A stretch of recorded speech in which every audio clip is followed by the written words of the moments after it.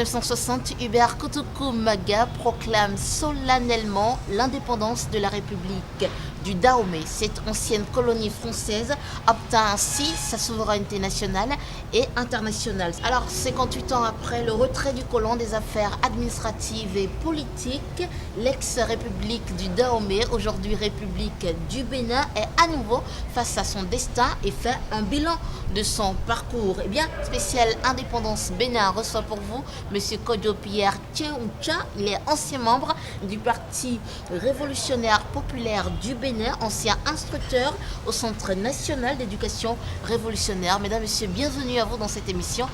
Bienvenue à vous, M. Kojo Pierre Tchéoucha. Merci. Dites-nous, à cette ère-là, le 1er août 1960, où étiez-vous? Que faisiez-vous? Très bien, merci. Le 1er août 1960, je venais d'avoir mon CEP et de réussir au concours d'entrée en 6e en partant de l'école catholique Centre de Ouida. Je n'avais pas, à 14 ans, une connaissance appropriée des phénomènes sociaux. Je ne pouvais pas comprendre grand-chose aux événements de ce temps-là. Cependant, l'ambiance de joie et d'enthousiasme qui s'est emparée des populations avait une certaine répercussion sur moi, à travers les slogans, à travers les réjouissances. Rappelez-nous quelques slogans. Ça, par exemple, mais cela nous venait du Togo, on dit « Ablodé Badjar ». Et comme moi, je suis du mono proche de cela aussi, je comprenais ce. Il y avait aussi, mais ça vient du Congo certainement, la chanson Indépendance, tcha tcha, gagné haut. Et voilà. Donc, au niveau des populations, la session à l'indépendance était accueillie avec beaucoup de joie, avec beaucoup d'espérance. Signifie, notre vie va changer. Dites-moi, aujourd'hui, 58 ans après, où en est le Bénin selon vous? Parce que le temps est passé, vous avez grandi, oui, vous avez vieilli d'ailleurs. C'est vrai, merci. 58 ans après, j'ai traversé un long moment et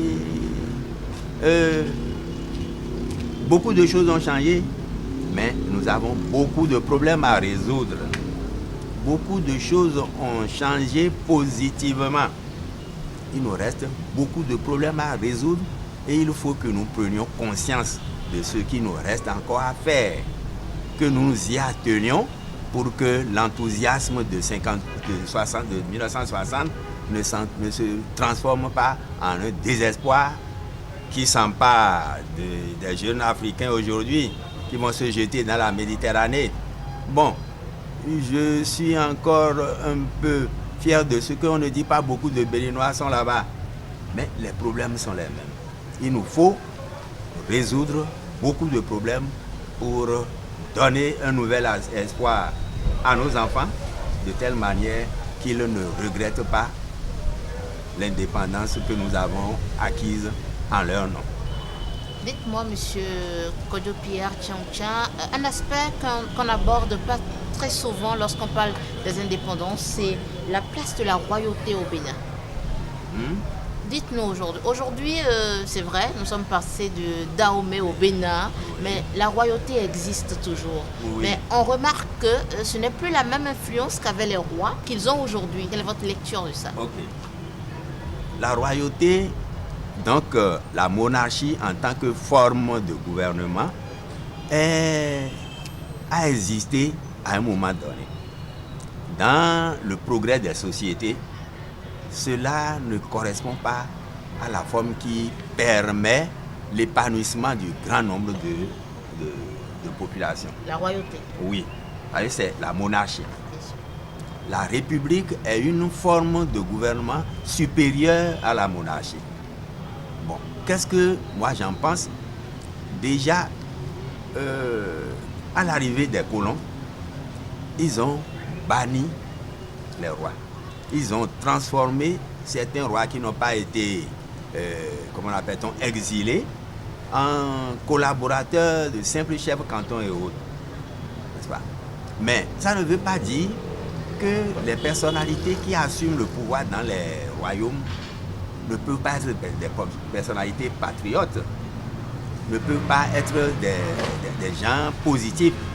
Le roi Béhanzin, par son exemple de résistance à l'invasion coloniale, est un exemple, est un héros.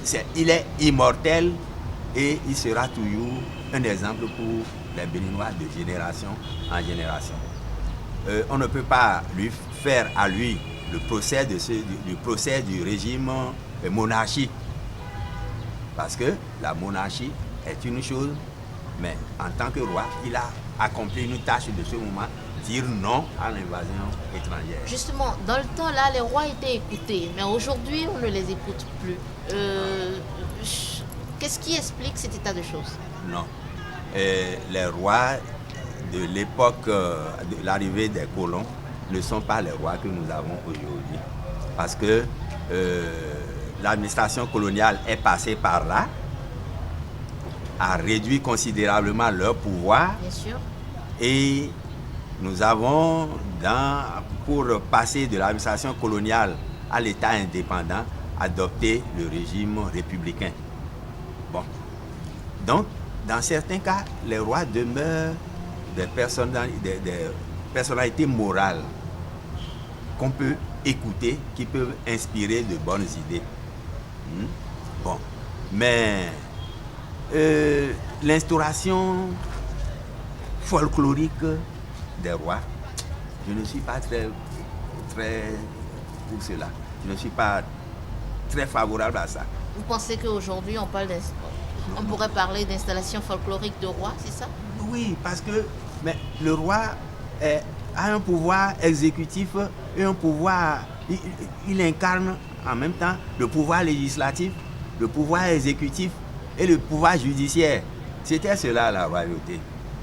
Bon. Et l'économie, c'est lui qui régentait. Aujourd'hui, les rois que nous avons n'ont pas de pouvoir, ils n'ont plus ces pouvoirs-là. Ils sont dans la République, ils sont citoyens comme tous les autres. Mais ils ont une valeur morale. Très bien, c'est ça le problème. Donc, ils peuvent rester l'incarnation d'une culture et d'une morale. Donc, les populations peuvent se référer à eux en tant que tels. Ils ont l'audience des populations, les autorités ne peuvent pas manquer de les prendre en considération. Bon, mais le problème est que autorité, souvent, c'est les autorités politiques. Ils cherchent à instrumentaliser ceux qui ont des influences sur les populations. Et là, ça crée des problèmes. Parce que je peux être dans la juridiction traditionnelle d'un roi et ne pas avoir la même opinion politique que lui. Et si ouvertement il se met dans la danse et prend publiquement position politiquement et qu'il va en contradiction avec mes convictions à moi, je vais m'éloigner de lui. Je n'accepterai pas de subir son influence. Donc, pour rester autorité morale, ils ont l'obligation d'observer un minimum de neutralité. Ce qu'on doit même exiger des religions aussi. N'est-ce pas? Oui. Et ainsi, l'autorité du roi ou l'autorité religieuse ne doit pas indiquer la direction politique à prendre. Tout à fait. Avant, les peuples défendaient au prix de leur vie leur patrie. Oui. La patrie, c'était un combat commun. Qu'en est-il aujourd'hui du patriotisme? Très bien. Le patriotisme. Si vous me permettez de fredonner, je ne sais pas si... Allez-y. De fredonner notre hymne national par rapport à ça, vous verrez le premier refrain, non, le premier couplet nous appelle à célébrer nos aïeux qui se sont sacrifiés pour le pays. N'est-ce pas? Jadis à son appel, nos aïeux sans faiblesse ont su avec courage, ardeur plein d'allégresse, livré au prix du sang, des combats éclatants. Accourez vous aussi, bâtisseurs du présent. Pardon, ça veut dire plus fort dans l'unité, chaque jour à la tâche pour la postérité. Construisez sans relâche. Donc, nous célébrons nos aïeux qui se sont sacrifiés pour le pays. L'exemple est concret, c'est le roi Bianzin. Dans les autres localités, il y a eu d'autres personnalités qui, sans avoir le statut de roi, se sont portés devant pour mobiliser les populations contre l'invasion coloniale, contre l'arbitraire du pouvoir de domination étrangère. Ce n'est pas par hasard qu'on nous cite comme nos héros nationaux, Yoguera dans le Borgou, Kaba dans la Takora, et d'autres personnalités. Sur le plateau, on parle du roi Otutu Biojo. Dans le Mono, il y a le paysan Moussa Somakmon. Et des intellectuels aussi comme Louis Hunkari et ceux qui étaient ceux qui ont animé les comités de presse. En tout cas, qui à leur corps défendant ont lutté pour la patrie. Se sont opposés à l'invasion coloniale, à l'arbitraire du pouvoir colonial. Est-ce que cette notion de patriotisme, est-ce qu'elle existe toujours? Bon. Aujourd'hui, je veux dire. Aujourd'hui, oui. Aucune notion, aucun idéal n'est automatique. Elle doit être suscitée, elle doit être inculquée, transmettre par l'éducation.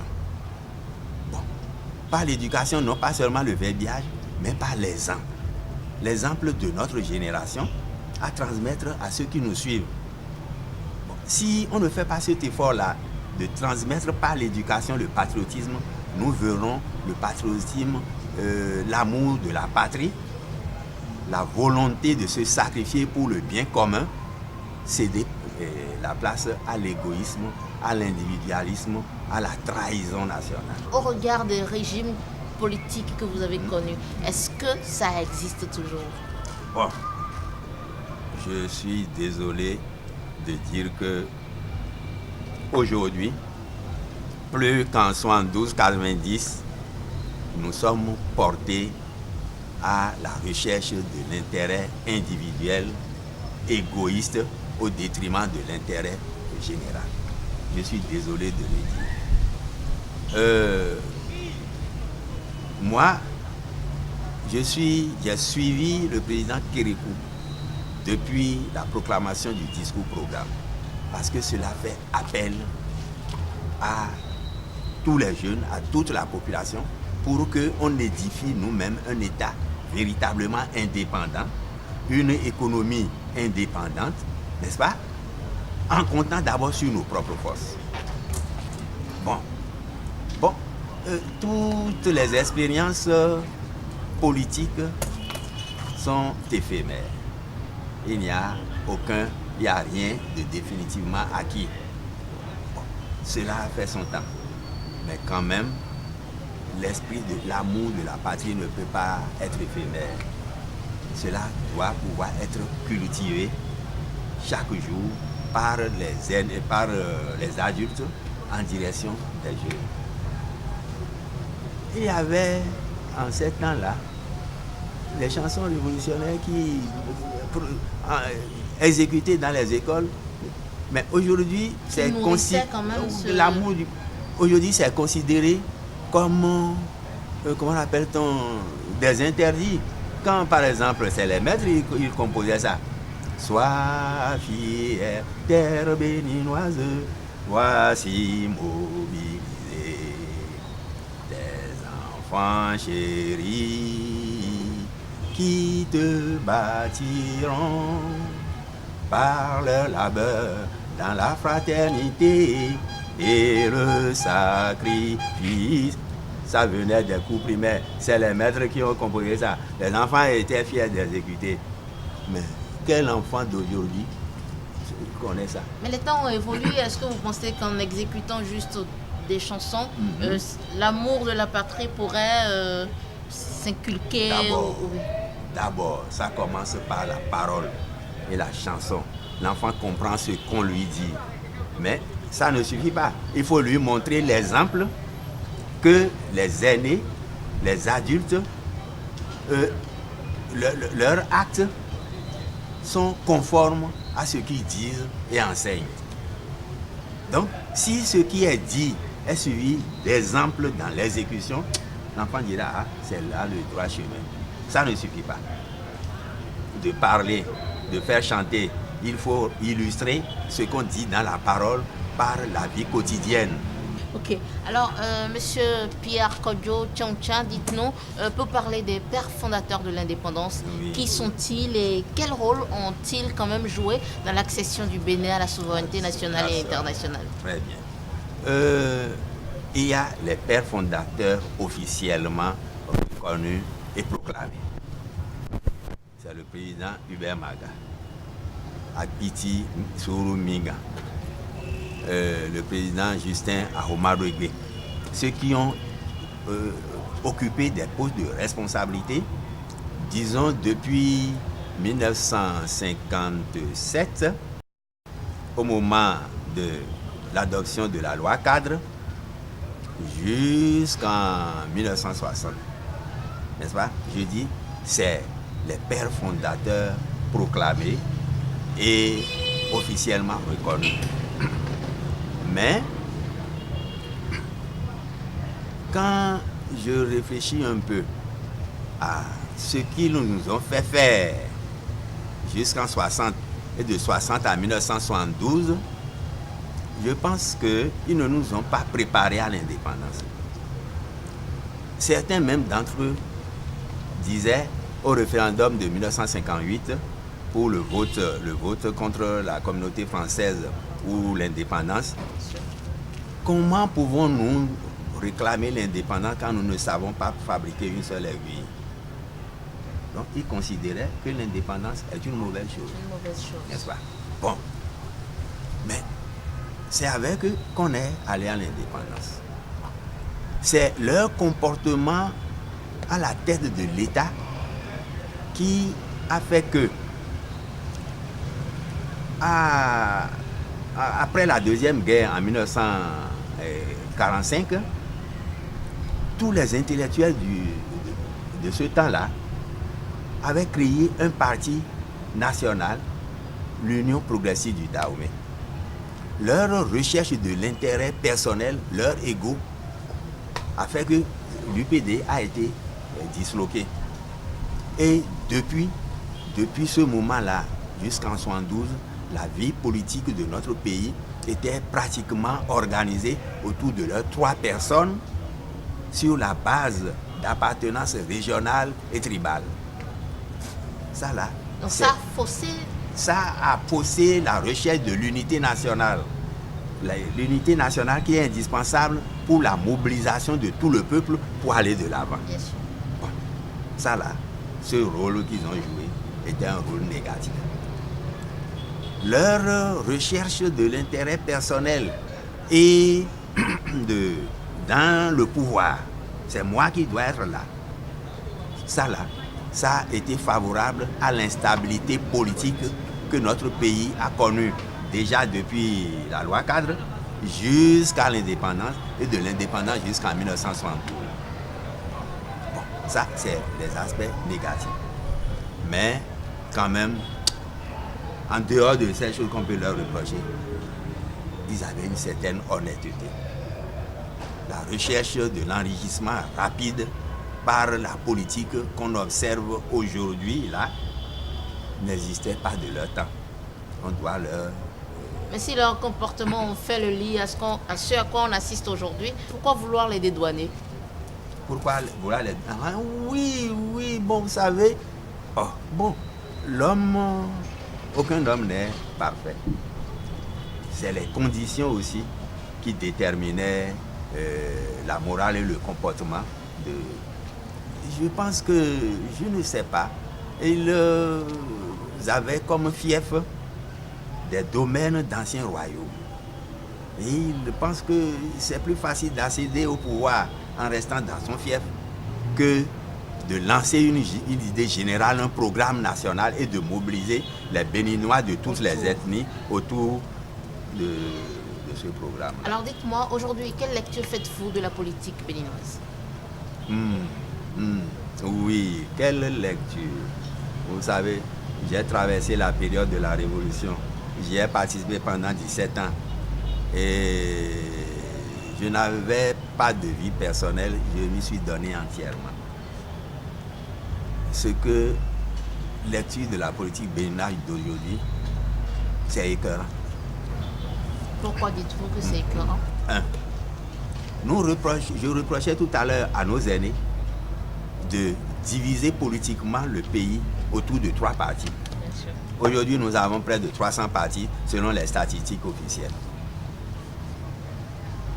Ensuite, on va à la politique essentiellement guidée par l'intérêt personnel et non pas un idéal de participer à une construction du pays. Aucun pays ne peut se développer avec une telle mentalité. Ensuite, cette façon de faire corrompt même la population. Puisque pour voter pour quelqu'un maintenant, il faut qu'on attende qu'il nous donne de l'argent. Qu'il nous paye pour aller dans les meetings, qu'on ait au moins avec lui un sandwich et un rafraîchissement. Bon. Et ça là, on le fait indistinctement, quel que soit le candidat. Un de mes frères du village m'a dit, un candidat, pendant la période de campagne, a été reçu par eux dans une école du village, du Mono. Il venait de Cotonou pour aller au Mono Nord. Quand il est arrivé, on l'a accueilli avec joie, on lui a promis la victoire. Il était content, il est parti plus loin. Au retour, il les retrouve là. Il dit, mais vous êtes encore là? Et ils lui disent, non, ce n'est plus pour toi. Nous attendons. Donc, vous êtes pour la réforme du système partisan qui propose... Oh ça, oui. Oui, la réforme du système partisan, c'est non seulement une nécessité, mais c'est une obligation morale. Aucun pays, nous avons seulement 10 millions d'habitants et nous nous permettons de créer jusqu'à 300 partis. Et l'envie ne manque pas à d'autres de dire, moi je n'ai pas encore ma place dans les 300, il faut que j'aille voir mes cousins au village pour créer un autre parti de mon village. Autrefois, le Bénin était le quartier latin de l'Afrique et on voyait un peu quand même la qualité des cadres qu'il produisait. Aujourd'hui, on a l'impression que le système a changé et que nous ne produisons plus de cadres accomplis. Dites-nous, est-ce un problème du système ou des décideurs politiques? Bon, c'est compliqué. Ça là, il faut que chacun d'entre nous prenne conscience de cette réalité et que chacun, décideur politique ou pas, autorité morale, enseignant, on s'engage à rectifier la situation. Les Béninois, intrinsèquement, sont des gens valables. Et il suffit de suivre leur comportement à l'étranger. Il suffit d'entendre ce que les autres disent de nous. Vous me permettez de dire ceci, de rappeler ceci. J'ai fait partie d'une délégation au 27e congrès du PQS à Moscou. En marge du congrès, nous avons été reçus par le directeur de l'école supérieure des coopératives où on avait des candidats. Le directeur, en nous recevant et en parlant de nos étudiants, a dit, si tous nos étudiants étaient des Béninois, nous n'aurions aucun problème. Ce qui signifie que dans le travail pour lequel ils sont allés là, ils sont les meilleurs. Dans leur comportement, ils ne posent pas de problème de discipline. Ça veut dire que ce qui est intrinsèque là, c'est cette volonté de se faire valoir. Je ne sais pas. Mais aujourd'hui, qu'est-ce qui a changé et qui fait que le système est biaisé? Cette capacité-là existe encore dans les Béninois. Donc on a parlé de l'école. Non, on a parlé de l'école nouvelle qui aurait fait ceci là. Il y a un étudiant béninois qui, parti d'ici, est allé en France pour continuer ses études. Il était le meilleur de sa promotion, à tel point que c'est le directeur de son école qui a écrit à l'État de béninois pour dire mais il n'est pas boursier, veuillez lui accorder une bourse. Ça là, le béninois placé dans les conditions normales excelle. Donc, qui prenez-vous comme responsable de cette réalité aujourd'hui du système éducatif? Bon, je dis bien qu'il y a la responsabilité des autorités. La responsabilité des autorités, c'est la création des infrastructures, la mise en place de programmes adaptés aux nécessités de développement de notre pays, mais aussi, il faut que ce ne soit pas une école qui forme des chômeurs. Ce qui suscite chez l'enfant l'envie d'étudier et d'exceller, c'est aussi l'espoir de sortir de ces conditions sociales par les études. Et nous allons finir cette émission par une dernière question. Vous avez connu la période révolutionnaire et tout. Est-ce que vous vous rappelez quand même de ces chansons qui ont marqué l'histoire du Bénin? Et vous voudriez bien nous en prédonner quelques-unes? Merci. En me levant ce matin, une chanson m'est venue à l'esprit et je l'ai fredonnée sur ma cour vers 7h du matin. C'est la chanson de l'artiste de Savalou, Aledo. Qu'est-ce qu'il dit? C'est en fond, Savalou, c'est la langue de ça. Il dit Sunu madame dio alagache les mifon. Yonu madame dio acho suche les mifon. Zanjigbe kuin gbedeo nuon uzu.